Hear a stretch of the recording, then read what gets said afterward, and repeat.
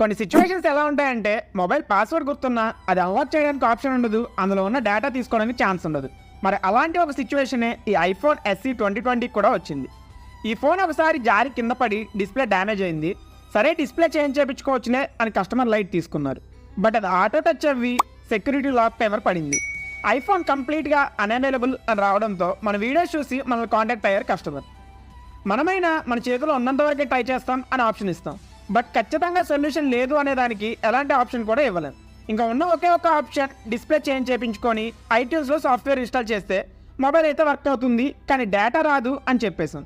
ఎట్టకేలకి customer చేసేదేం లేక ఒప్పుకున్నారు. అండ్ మనం కూడా దీనికి ఓల్డ్ డిస్ప్లే నీట్గా రిమూవ్ చేసి న్యూ డిస్ప్లే రీప్లేస్ చేసి సాఫ్ట్వేర్ కూడా ఇన్స్టాల్ చేసాము. And mobile is working fine.